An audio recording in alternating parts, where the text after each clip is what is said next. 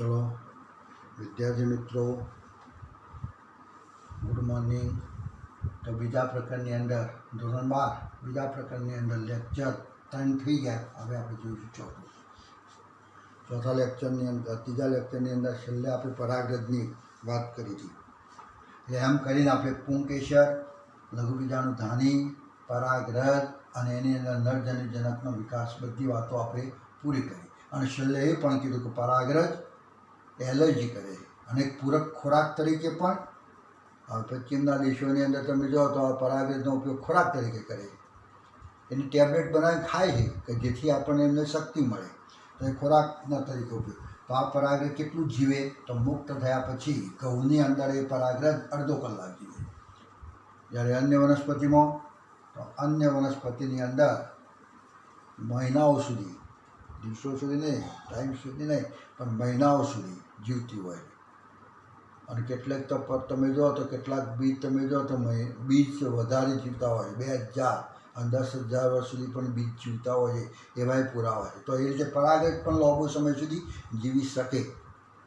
ચાલ્યો તો એ પરાગરજ સુધી આપણે વાત કરીએ। હવે આપણે જોવું છે કે જાયંગ, આ બીજો ભાગ આવે સ્ત્રીકેશનનો ભાગ। જાયંગ, જાયંગ એટલે જ આપણે કહીશું સ્ત્રીકેશર। વનસ્પતિની અંદર ફૂલની અંદર સ્ત્રીકેશર, અને સ્ત્રીકેશર એટલે સૌથી અંદરનું ચક્ર, ચોથું ચક્ર સૌથી અંદરની બાજુ આવેલું સ્ત્રીકેશર। પછી સ્ત્રીકેશરની અંદર મહાબીજાણુ ધાની, મહાબીજાણુ ધાની, તો એમાં મહાબીજાણુ ધાની કોને કહેવાય તો અંડક। અંડક અંદરની બાજુ અંડક હોય તે અંડક કયો આપણે કહેવાય સ્ત્રીકેશર। આ કંઈ બીજાશય, અને બીજાશયની અંદર તમે જો તો આવું એક અંડક હોય।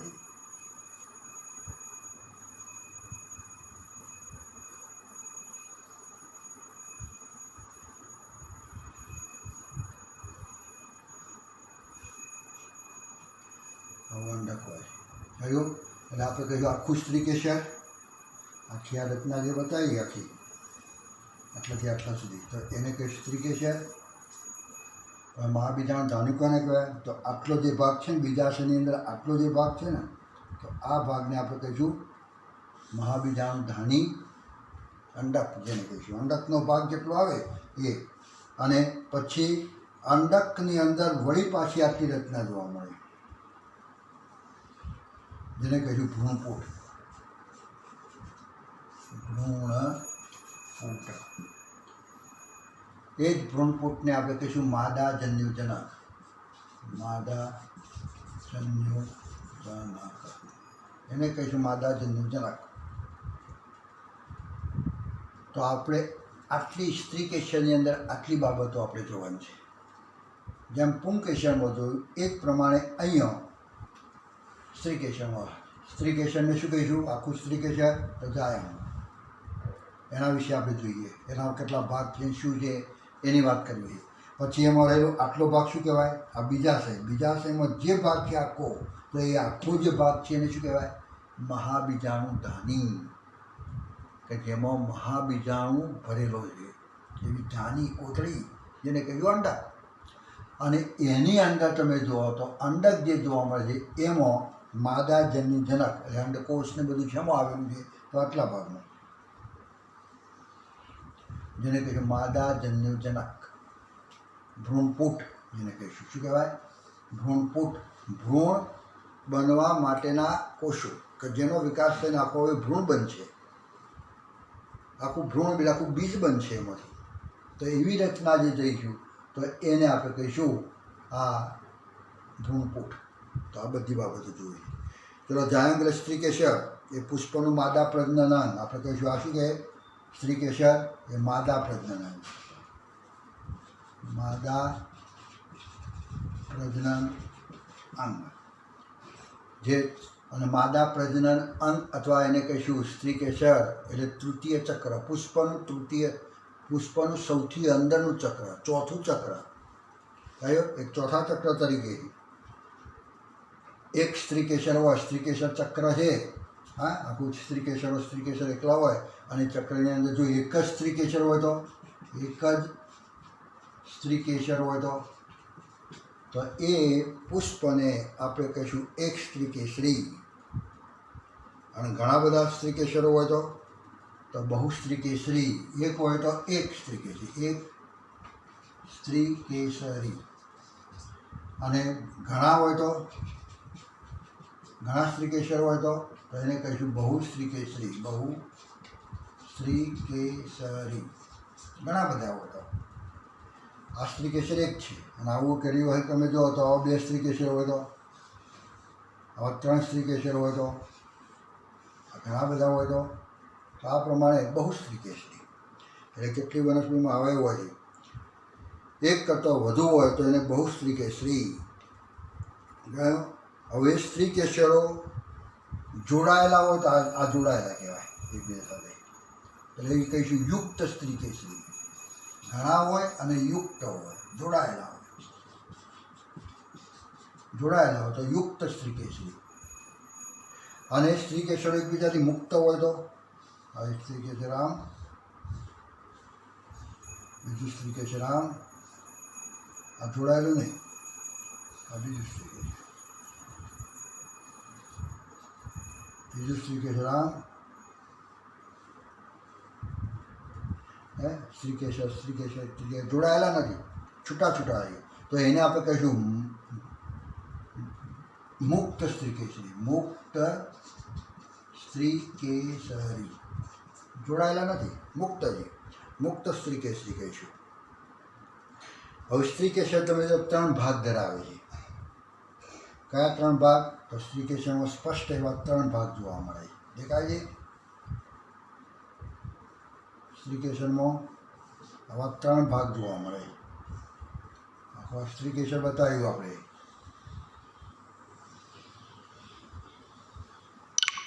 આખું સ્ત્રીકેસર આમાં 3 ભાગ, આ 1, આ 2, આ 3. એમાં ઉપરનો જે પ્લેટફોર્મ જેવો જે ભાગ છે તેને કહ્યું પરાગાસન. પરાગરજનું આસન. જ્યારે તારે પરાગરજ આવશે, પુંકેસર ઉપરથી પરાગરજ આવશે, એ સીધી આના ઉપર પડશે. પરાગરજ આના ઉપર જ પડે. એટલા માટે આ પરાગરજ છે ને, પરાગરજ એનું આસન છે. જ્યારે તારે પરાગરજ આના ઉપર જ બેસવાની, એટલા માટેનું નામ શું? એ પરાગાસન. પછી આમાંથી પરાગ નલિકા નીકળે, આમાં આગળ જવાની, કે જેને કહીશું પરાગ નલિકા, પરાગવાહિની.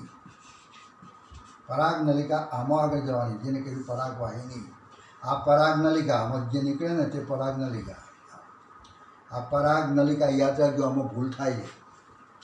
પરાગ નલિકા એટલે આ પરાગ નલિકા નથી, પણ આ શું છે? તો પરાગ નલિકાને આગળ જવા માટેની એક રચના, જેને કહ્યું પરાગવાહિની. આ પરાગવાહિની. અને પરાગ નલિકા તો આને કહેવાય. પરાગરજમાંથી જે નીકળે તે પરાગ નલિકા. અને પરાગ નલિકા જેમાં આગળ વધે, જ્યાંથી આગળ વધે અને અંડક સુધી જતી હોય છે, આટલા સુધી આવી જાય, છેક બીજાશય સુધી જાય, તો તેને કહીશું પરાગવાહિની. આ પરાગવાહિની. તો બીજો ભાગ છે પરાગવાહિની. અને ત્રીજો નીચેનો છેક તળિયા ઉપર તમે જો આવો ફૂલેલો જોવા મળે, જેને કહીશું બીજાશય. અથવા એને કહીશું અંડાશય. અંડાશય એટલે અંડકો ભરેલા હોય તે અંડાશય. તો આવા 3 ભાગો છે. કયો? એમાં પરાગાસન એ પરાગરજ માટેનું ગ્રાહી સ્થાન કહેવાય છે. પરાગરજને પકડવા માટેનું, પરાગરજને જોવા મળીને સ્વીકારવા માટેનું સ્થાન એટલે પરાગાસન, ગ્રાહી અંગ. પરાગવાહિની એ પરાગાસનની નીચે આવેલો લંબાયેલો પાતળો ભાગ કહીશું પરાગવાહિની. આ લોબો જે ભાગ છે ને, એ પરાગાસનની નીચે આવેલો લોબો પાતળો તોતણા જેવી રચના, જેને કહીશું પરાગવાહિની. બરાબર છે.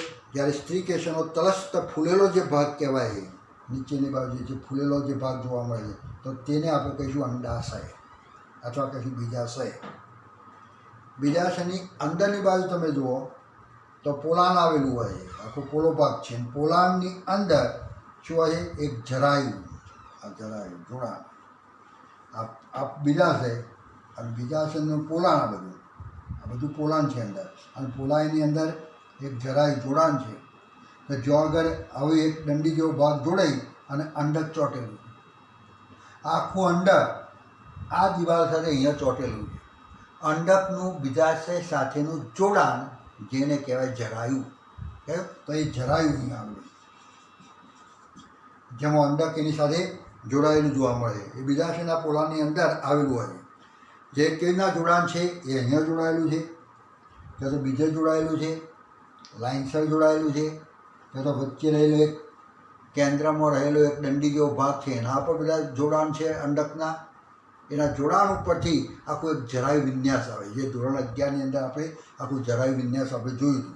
તો આવા જરાય વિન્યાસની વ્યાખ્યા અને પ્રકારો આપણે ધોરણ 11માં ભણી ગયા.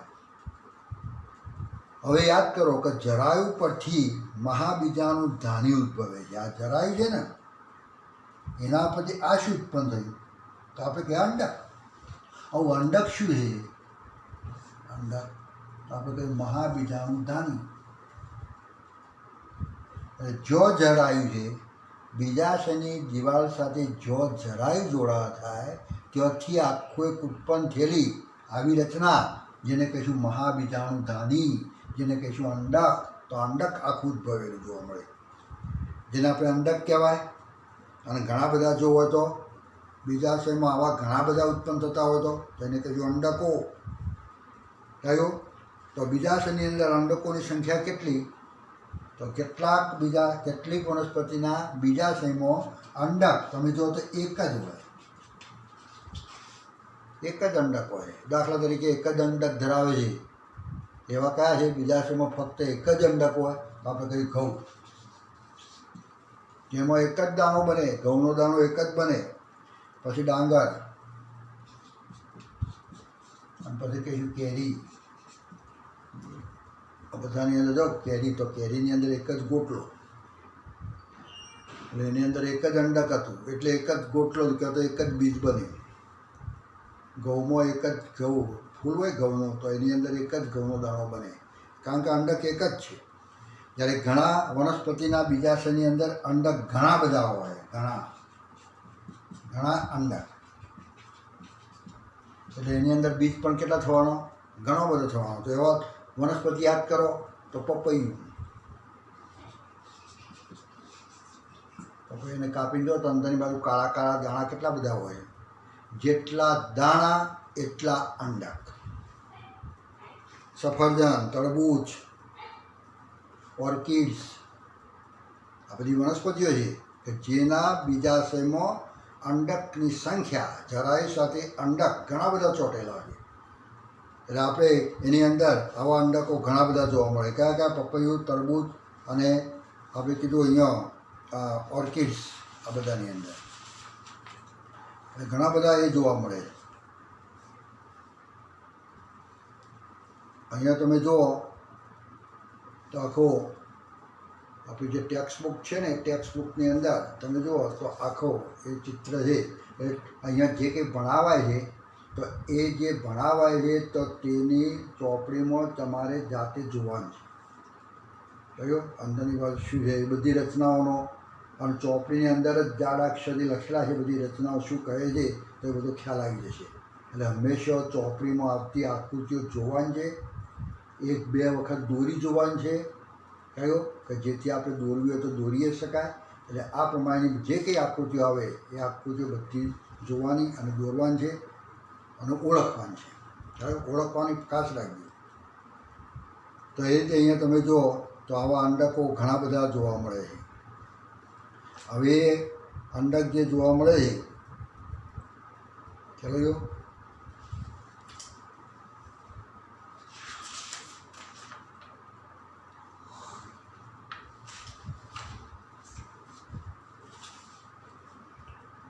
તો એ અંડકો અને તરબૂચની અંદર આપણે બધી વાતો કરી. હવે આપણે જોઈશું કે મહાબીજાણુ ધાની, જેને કહીશું મેગાસ્પોરોન્જિયમ ઓવ્યુલ, એટલે મહાબીજાણુ ધાની. તો એની રચના આપણે જોવાની છે, મહાબીજાણુ ધાની. કઈ તો મહાબીજાણુ ધાની કોને કહેવાય? તો અંડકની રચના જોઈએ. ઘણી વાર પરીક્ષામાં આવે કે મહાબીજાણુ ધાનીની રચના સવિસ્તર વર્ણવો. મહાબીજાણુ ધાની એટલે શું? તો સ્ત્રીકેશરનો ભાગ છે, તો ખ્યાલ આવી જ ના આવે. પણ એમાં કયો ભાગ? સ્ત્રીકેશર તો આટલું બધું કહેવાય, પણ આમાં કયો ભાગ? તો બીજાશયમાં શું છે? તો અંડક. તો અંડકની રચનાનું વર્ણન કરવાનું.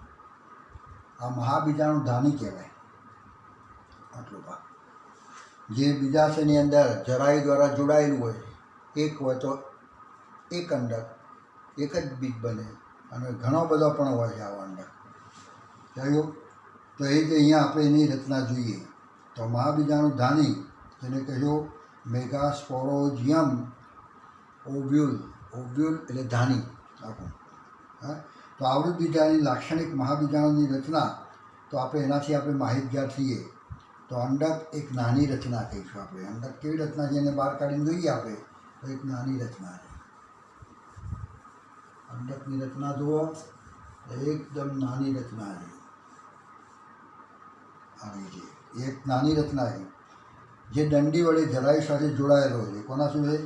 તો આ બીજાશય સાથે, આ બીજાશય હે, તો એની સાથે આવા એક દંડીથી આખું અંડક જોડાયેલું હોય. જે જોડાયેલું છે દંડી જે જોવા મળે એને શું કહેવાય? અંડક દંડ. આપણે અંડકની રચના આપણે બહાર કાઢીને જોઈએ તો આવી હોય.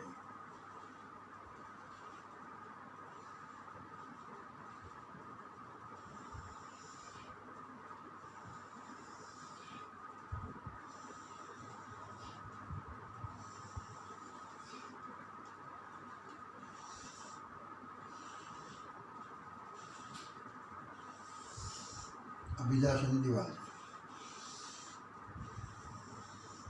આ બીજાશયની દિવાલ છે. દિવાલ સાથે તમે જુઓ તો આખું અંડક જોડાયેલું.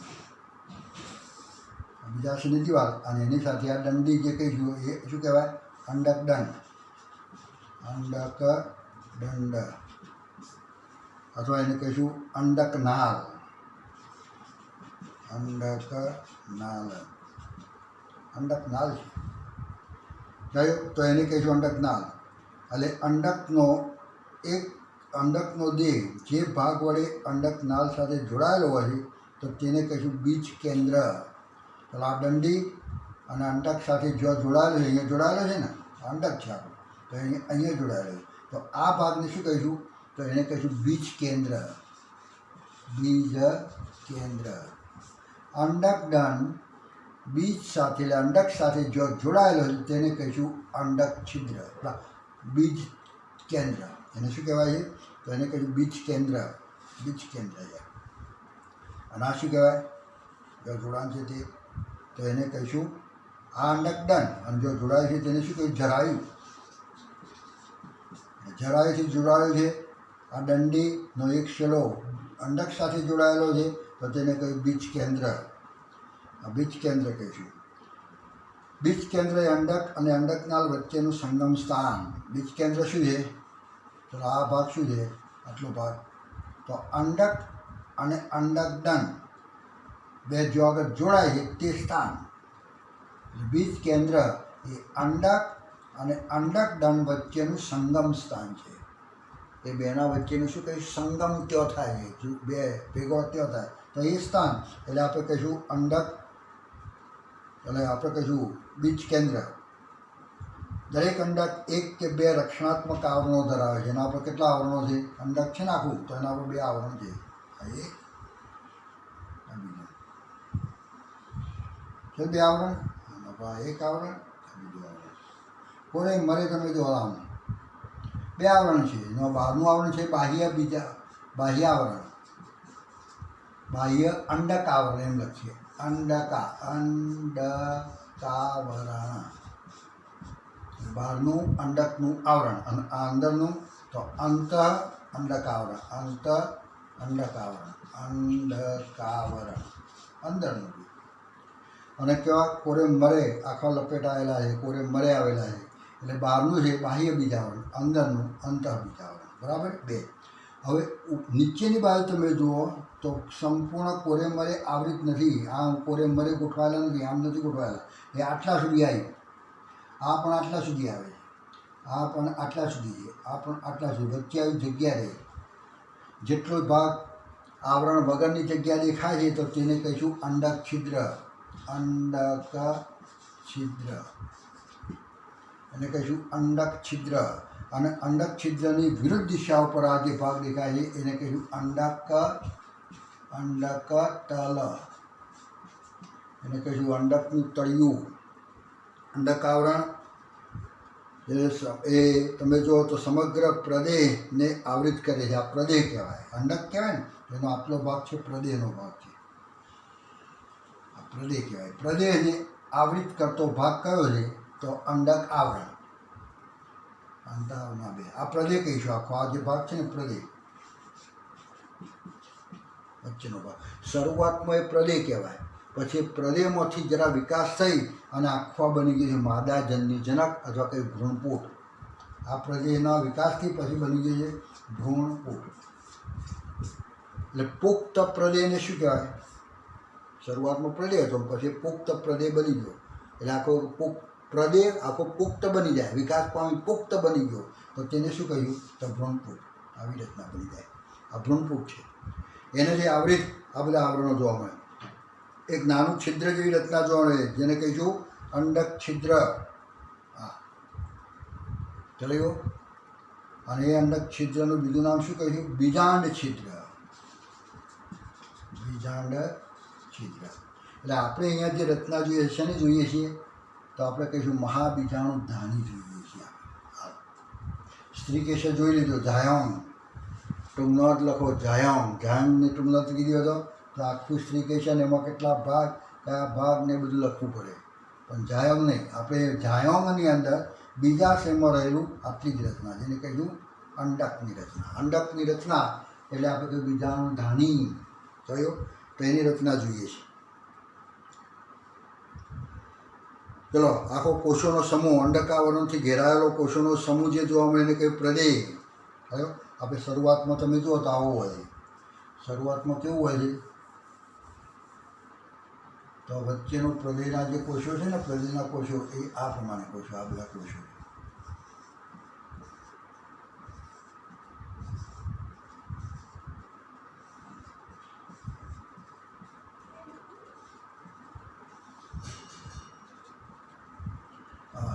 અને એના કોરેમાં અંડકાવરણ ગોઠવાયેલા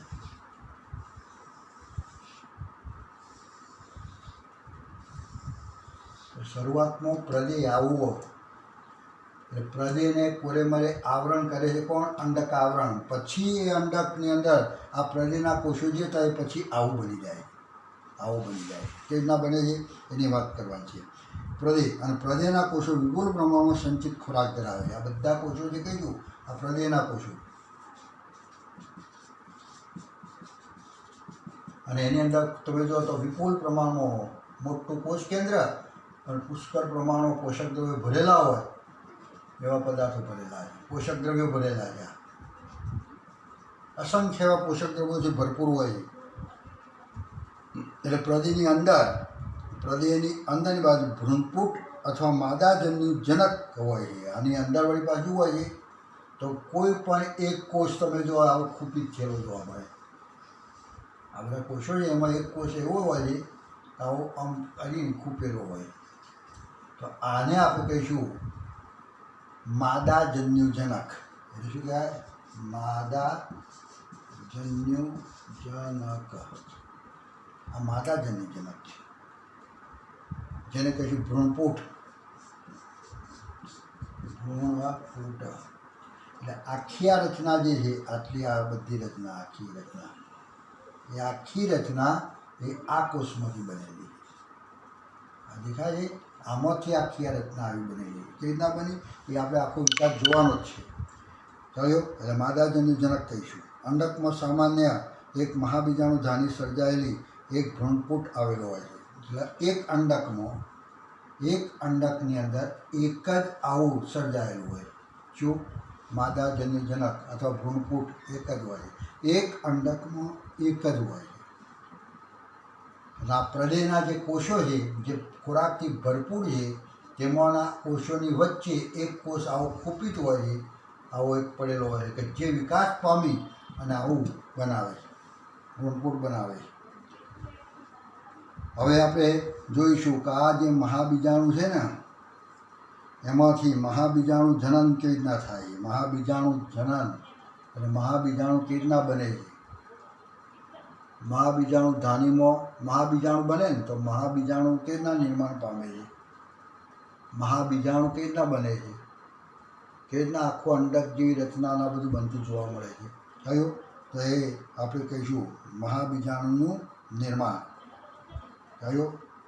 તો એ રચના આપણે આવતી વખતે જોઈશું. તો આપણે અહીંયા સ્ત્રીકેશનનો ભાગ, મહાબીજાણુ ધાનીનો ભાગ, હવે એની અંદરથી મહાબીજાણુનો વિકાસ જોવાનો છે. મહાબીજાણુનો વિકાસ આપણે આવતા લેક્ચરની અંદર જોઈશું.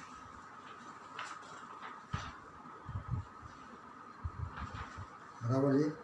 તો આવતા લેક્ચરની અંદર આપણે એટલો ભાગ જોવાનું રાખીશું. તો આટલા સુધી રાખીએ છીએ આપણે.